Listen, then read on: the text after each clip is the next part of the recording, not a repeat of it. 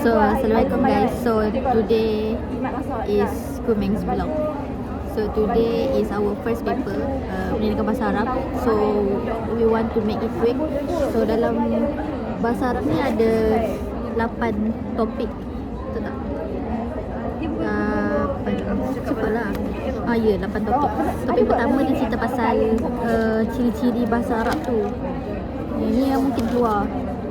Lepas tu mungkin dia akan tanya apa maksud istiqaq tu. Istiqaq ni maksudnya apa kaedah mengambil satu perkataan daripada perkataan yang lain. Lepas tu dia akan tanyalah berapa banyak istiqaq. Istiqaq ni ada 4. Saghir, kabir, akbar dengan kibar. Kibar ke kubar.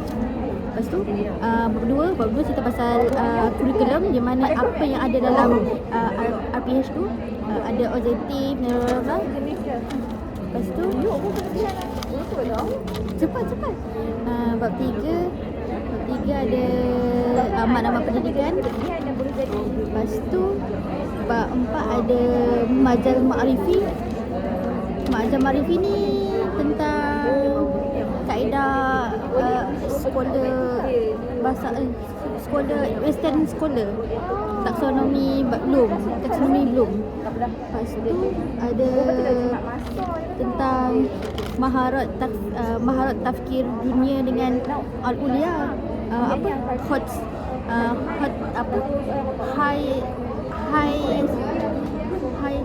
shooting at Loti. Lepas tu Tara'i Ta'lim Al-Lughah, yang ni cerita pasal turuku tadris, strategi pembelajaran aktif.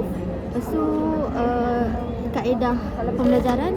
Lepas tu apa perubahan peranan pelajar dengan guru. Lepas tu apakah awamilin mu'asirah fi turuki tadris, apa